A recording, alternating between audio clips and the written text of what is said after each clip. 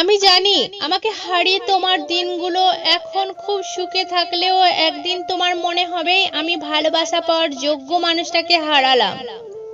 যেখানে বিশ্বাসটা অন্ধবিশ্বাসে পরিণত হয় সেখানে নিঃসন্দেহে একদিন তোমাকে ঠকে যেতে হবে।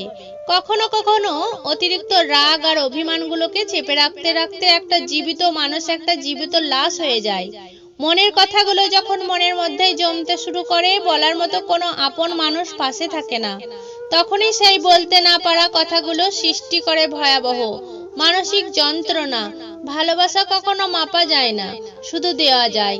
ছেলে এবং মেয়ে বন্ধু হতে পারে, কিন্তু তারা অবশ্যই একে অপরের প্রেমে পড়বে, হয়তো খুবই অল্প সময়ের জন্য, অথবা ভুল সময়ে, কিংবা খুবই দেরিতে, আর না হয় সব সময়ের জন্য। ভালোবাসা যদি তোর পানির মতো কোনো বস্তু হতো, তাহলে সেই ভালোবাসা সমস্ত পৃথিবী তলিয়ে যেত, এমনকি হিমালয় পর্বত। কিছু কিছু মানুষের কারণে ধোঁকা খেতে খেতে একসময় ভালোবাসাটাই হারিয়ে যায়। মানুষ যাকে সবচেয়ে বেশি ভালোবাসে, ঘুম থেকে উঠে তার কথাই আগে মনে করে। কাউকে একবার মন থেকে ভালোবেসে দেখো, দেখবে তাকে ছাড়া বেঁচে থাকাটা মৃত্যুর চেয়েও কঠিন মনে হবে। হয়তো আমি এখন একা আছি, তবে নতুন কাউকে এখনো খুঁজিনি। খারাপ ব্যবহার শুধুমাত্র প্রিয় মানুষটার সাথেই করা যায়, যাদের সাথে কথা বলে আমাদের মন ভালো হয়ে যায়।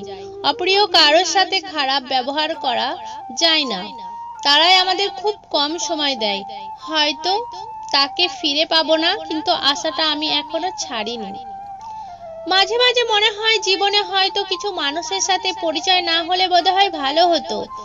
দুঃখ দিয়ে কাঁদানো খুব সহজ, কিন্তু দুঃখ ভুলিয়ে হাসানো খুব কঠিন। জীবনে চলার পথে সবাই অভিনয় করে, কেউ ছুটে স্বার্থের টানে, কেউ ছুটে আবেগের টানে। একবার একা হয়ে দেখো, পৃথিবীতে কেউ কারো নয়। তুমি যদি কাউকে ভালোবাসো, তবে তাকে ছেড়ে দাও।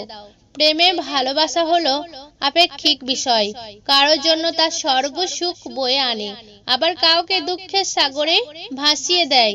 যদি সে ফিরে আসে তোমার কাছে, তবে সে তোমারই ছিল, আর যদি ফিরে না আসে, তবে সে কখনোই তোমার ছিল না।